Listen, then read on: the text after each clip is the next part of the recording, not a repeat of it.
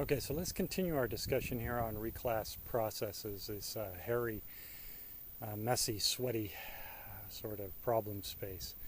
So we talked in the first episode, kind of easily described a switch view. Let's kind of go over the switch view again in a little more, just to remind you what that meant.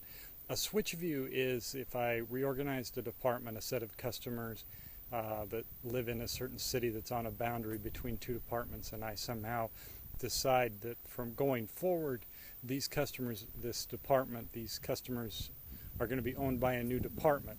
So I'm going to switch who the owning department is, and I'm going to have them owned by another department and reported by the new department. So the new department gets credit for the new sales. The old department shows their historical balances and their historical transactions. Let's talk for a moment here about the difference between transactions and balances, right? If I did everything with the transactions, I could, if I stamp on the transaction, see, this problem comes when we start to classify transactions or balances by particular attributes, and we put those attributes on the transaction or balance directly rather than joining to them.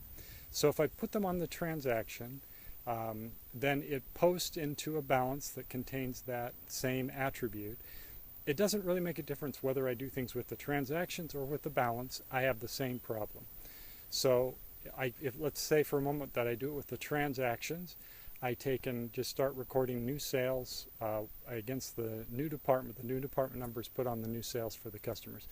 If I do all my reporting off the transactions, my old department is listed on those transactions that were sold by the old department.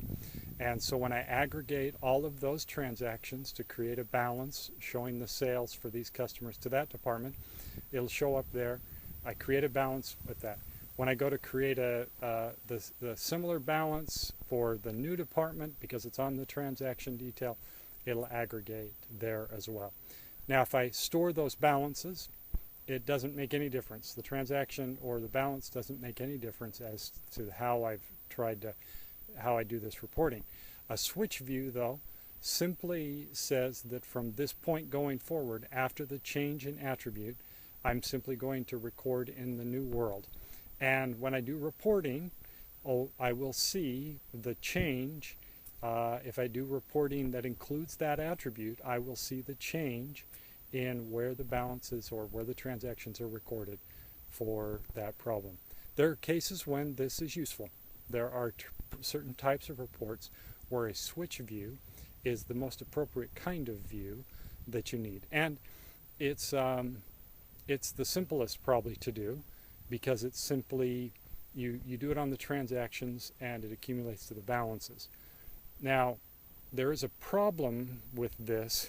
If I make a balance in the new customer, right, and for some reason the customer has a refund against something that was at the old sale, does the refund now come out of the new transaction, the new department, or out of the old transaction?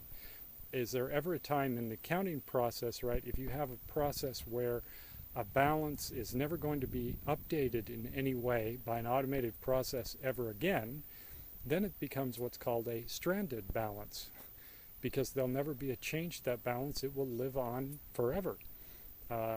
There might be a case where it never has any reason why it ever gets changed, and the old department for our old customer balances could, in fact, be a stranded balance.